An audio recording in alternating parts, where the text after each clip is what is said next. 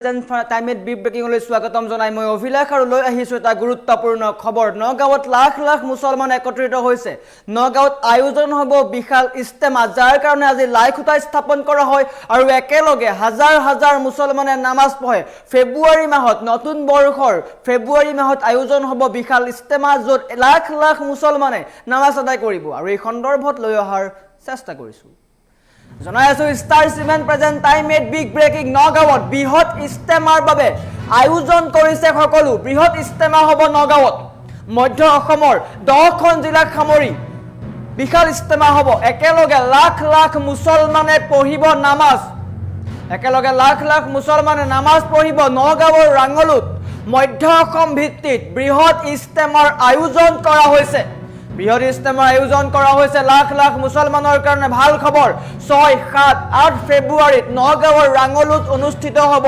বৃহৎ ইস্তেমা 10খন জিলাক সামৰি অনুষ্ঠিত হ'ব এই বৃহৎ ইস্তেমা আৰু তাৰ কাৰণে আজি লাইখুটা স্থাপন কৰা হয় বৃহৎ ইস্তেমাৰ আজি স্থাপন কৰা হয় লাইখুটা য'ত উপস্থিত থাকে হাজাৰ হাজাৰ মুছলমান হাজাৰ হাজাৰ মুছলমান উপস্থিত থাকে আৰু লাইখুটা স্থাপনৰ পূৰ্বে ইস্তেমাস্থলীত হাজাৰ হাজাৰ মুছলমানে নামাজ পঢ়া দেখিবলৈ পোৱা গৈছে দৃশ্যাংশ আমি দৃশ্যাংশ দেখুৱাম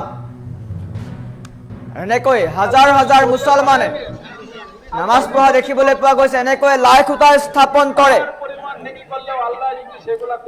2026 বৰ্ষৰ ফেব্ৰুৱাৰীত অনুষ্ঠিত হ'ব বা আয়োজন হ'ব বিশাল ইস্তেমা যাৰ কাৰণে আজি লাইখুটা স্থাপন কৰা হয় এনেকৈ হাজাৰ হাজাৰ মুছলমান একত্ৰিত হয় আৰু হাজাৰ হাজাৰ মুছলমানে নামাজ পঢ়া দেখিবলৈ পোৱা গৈছে প্ৰতিগৰাকী মুছলমানৰ কাৰণে ভাল খবৰ ডাঙৰ খবৰ এটা ঐতিহাসিক দিন হ'ব ফেব্ৰুৱাৰীত আয়োজন হ'ব বিশাল ইস্তেমা এনেকৈ হাজাৰ হাজাৰ মুছলমান একত্ৰিত হৈছে পথাৰত হাজাৰ হাজাৰ মুছলমান একত্ৰিত হৈ লাইখুটা স্থাপন কৰে মুছলমানৰ একতা দেখিবলৈ পোৱা গৈছে মুছলমানৰ সংস্কৃতি দেখিবলৈ পোৱা গৈছে এনেকৈ সকলো ওলাই আহিছে নগাঁৱত বিশাল ইস্তেমা হ'ব 6, 7, 8 ফেব্ৰুৱাৰীত নগাঁৱৰ ৰাঙলুত অনুষ্ঠিত হ'ব এই বিশাল ইস্তেমা 10খন জিলাক সামৰি অনুষ্ঠিত হ'ব এই বিশাল ইস্তেমা য'ত থাকিব লাখ লাখ মুছলমান একত্ৰিত হ'ব দেখিবলৈ পোৱা যাব মুছলমানৰ ঐক্য সকলো একত্ৰিত হৈছে আৰু আজি লাইখুটা স্থাপন কৰিছে আৰু আজি লাইখুটা স্থাপনৰ পূৰ্বেই হাজাৰ হাজাৰ মুছলমানে নামাজ পঢ়ে এনেকৈ নামাজ পঢ়া দেখিবলৈ পোৱা গৈছে আমি নামাজ পঢ়াৰ দৃশ্যাংশ দেখুৱাই আছো এনেকৈ দীঘলীয়া শাৰী পাতি হাজাৰ হাজাৰ মুছলমানে নামাজ পঢ়িছে আৰু লাইখুটা স্থাপন কৰিছে প্ৰতিগৰাকী মুছলমানৰ কাৰণে ডাঙৰ খবৰ আহি পৰিছে নগাঁৱত আয়োজন হ'ব বিশাল ইস্তেমা নগাঁৱত বৃহৎ আয়োজন কৰা হৈছে ইস্তেমাৰ প্ৰতিগৰাকী মুছলমানে এই খবৰটো বিলাই দিয়ক ডাঙৰ খবৰ আহি পৰিছে প্ৰতিগৰাকী মুছলমানৰ কাৰণে নগাঁৱত বৃহৎ ইস্তেমা হ'ব একেলগে লাখ লাখ মুছলমানে নামাজ পঢ়িব সকলো সাজু হৈছে আপুনিও সাজু নে বৃহৎ ইস্তেমা হ'ব লাইখুটা স্থাপন কৰা হৈছে আৰু আজি ইস্তেমাস্থলীত হাজাৰ হাজাৰ মুছলমানে নামাজ পঢ়া দেখিবলৈ পোৱা গৈছে সকলো একত্ৰিত হোৱা দেখিবলৈ পোৱা গৈছে আৰু ফেব্ৰুৱাৰী মাহত নগাঁৱত অনুষ্ঠিত হ'ব এই বিশাল ইস্তেমা নৱবৰ্ষত লাখ লাখ মুছলমান একত্ৰিত হ'ব দূৰ দূৰণিৰ বিদেশৰ পৰা আহিব মুছলমান নগাঁৱৰ এই বিশাল ইস্তেমাস্থলীলৈ দেশ বিদেশৰ পৰা আহিব মুছলমান লোক আৰু আদায় কৰিব নামাজ সকলো একেলগে নামাজ পঢ়িব গতিকে সকলো মুছলমানৰ কাৰণে প্ৰতিগৰাকী মুছলমানৰ কাৰণে ডাঙৰ খবৰ এইটো প্ৰতিগৰাকী মুছলমানৰ কাৰণে ডাঙৰ খবৰ আহি পৰিছে নগাঁৱত বৃহৎ ইস্তেমা হ'ব বিশাল আয়োজন কৰা হৈছে সকলো অপেক্ষাৰে ৰৈ আছে আৰু আজি লাইখুটা স্থাপন কৰা হৈছে লাইখুটা স্থাপনৰ পূৰ্বেই প্ৰতিগৰাকী মুছলমান একত্ৰিত হৈছে আৰু আদায় কৰিছে নামাজ পঢ়া দেখিবলৈ পোৱা গৈছে এনেকৈ নামাজ পঢ়িছে সকলো দীঘলীয়া শাৰী চকুৰে মনিব পৰালৈকে কেৱল মাত্ৰ লোক ওলাই আহিছে মুছলমান লোক ওলাই আহিছে নামাজ পঢ়িছে এনেকৈ নামাজ পঢ়া দেখিবলৈ পোৱা গৈছে প্ৰতিগৰাকী মুছলমান ওলাই আহিছে সকলোৱে একত্ৰিত হৈছে মুছলমান লোকসকল একত্ৰিত হৈছে বৃহৎ ইস্তেমাৰ কাৰণে একত্ৰিত হৈছে প্ৰতিগৰাকী মুছলমান আৰু নগাঁৱত এই বৃহৎ ইস্তেমা হ'ব একেলগে লাখ লাখ মুছলমানে নামাজ পঢ়িব বৃহৎ ইস্তেমাৰ কাৰণে সকলো সাজু হৈছে গোলকগঞ্জত শেহতীয়াকৈ হৈ গৈছিলে বৃহৎ ইস্তেমা আৰু এইবাৰ নৱবৰ্ষৰ প্ৰথমটো ইস্তেমা বুলি ক'ব লাগিব। প্ৰথমটো ইস্তেমাত বৃহৎ আয়োজন কৰা হৈছে। লাখ লাখ মুছলমান একত্ৰিত হ'ব।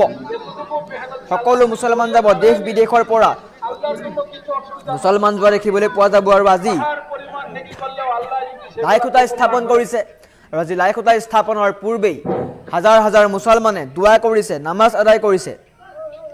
দৃশ্যাংশ দেখুৱাই আছোঁ। এনেকৈ হাজাৰ হাজাৰ মুছলমানক দেখিবলৈ পোৱা গ'ল আজিৰ দিনটোত। প্ৰতিগৰাকী মুছলমান ওলাই আহিছে, পুৱাই ওলাই আহিছে প্ৰতিগৰাকী মুছলমান আৰু নামাজ পঢ়া দেখিবলৈ পোৱা গৈছে। দৃশ্যাংশ দেখুৱাই আছোঁ।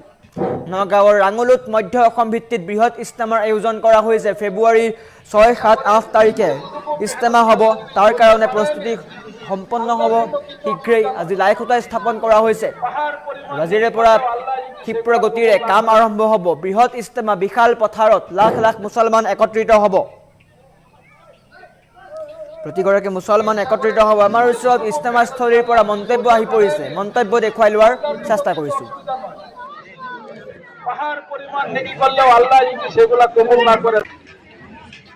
সকলো জাতি জনগোষ্ঠী আৰু বিশেষকৈ আমাৰ এই ক্ষেত্ৰত আমাৰ এটা কথা হয় কি, হিন্দু আৰু মুছলমান এই লৈ আমাৰ ৰাজনীতিও হয় বহুত। আৰু এই ভাৰতবৰ্ষ যেতিয়া আমি স্বাধীন কৰিছিলোঁ, আমি জনাত যে ইয়াত হিন্দু মুছলমানৰ সম্পূৰ্ণ সহযোগতে এই ভাৰতখন স্বাধীন হৈছিলে। গতিকে আজি এই সমন্বয়ৰ সৃষ্টিৰ কাৰণে যি আপোনালোকে ব্যৱস্থা কৰিছে ৰাঙলুবাসীয়ে, আজি ইয়াৰ পৰা মই ইতিমধ্যে গম পাইছোঁ 10খন জিলাৰ অন্ততঃ 20 লাখ মানুহ ইয়াত উপস্থিত হ'ব।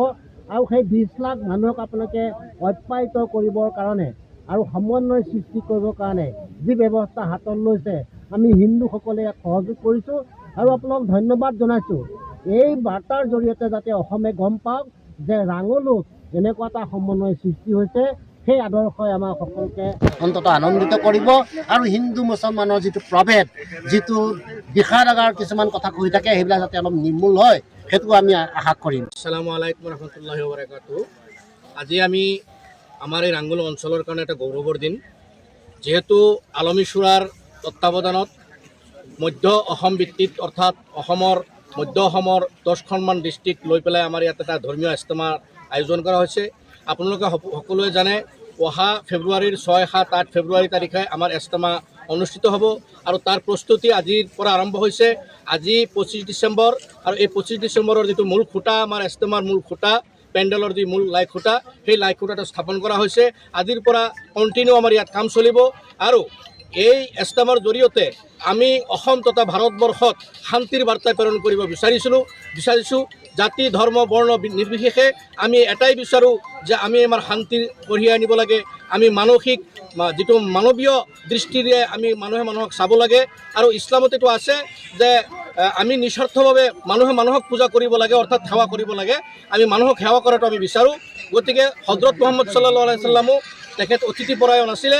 গতিকে আমাৰ ইয়াত যিসকল বেলেগ বেলেগ ডিষ্ট্ৰিক্টৰ পৰা যিসকল আলহী অতিথি আহিব, তেখেতসকললৈ আমি আপ্যায়ন কৰাৰ কাৰণে, তেখেতসকলৰ প্ৰতি আমি আতিথ্য কৰিবৰ কাৰণে যিখিনি প্ৰচেষ্টা আমি কৰিব লাগে, আমি আশা ৰাখিছোঁ আমাৰ এই ৰাঙলু অঞ্চলৰ চাৰিওফালে কঠীয়াতলি আমাৰ নৈ যিসকল ব্যক্তি আছে, ইয়াত হিন্দু ধৰ্ম হওক বা মুছলিম ধৰ্মৰে হওক, সকলো জাতিৰ ধৰ্মৰ মানুহ একত্ৰিত হৈ আমি কেনেকৈ আমাৰ এই দূৰৰ অতিথিখিনিক আমি আতিথ্য কৰিব পাৰোঁ, তাৰ প্ৰচেষ্টাৰে আমি আগবাঢ়িব ওলাইছোঁ। আৰু ইয়াৰ পৰা যাতে এটা মানসিক আধ্যাত্মিক চিন্তাৰ ধাৰাৰে আমি আগুৱাই যাব পাৰোঁ। মানুহ হিচাপে জীয়াই থকাৰ যি বাৰ্তা, এই বাৰ্তাটো শান্তিৰ যিটো বাৰ্তা, এই বাৰ্তাটো আমি গোটেই ভাৰতবৰ্ষত এটা বিশ্বৰ দৰবাৰত আমি প্ৰতিষ্ঠা কৰাৰ কাৰণে আমি চেষ্টা অব্যাহত ৰাখিছোঁ।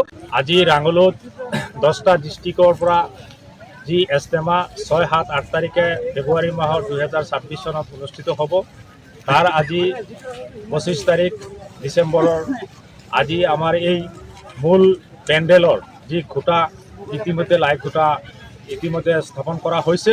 গতিকে এই লাই খুঁটা স্থাপন কৰাত বিভিন্ন অঞ্চলৰ পৰা বিভিন্ন ধৰ্মাৱলম্বী লোক আজি আহি উপস্থিত হৈছে।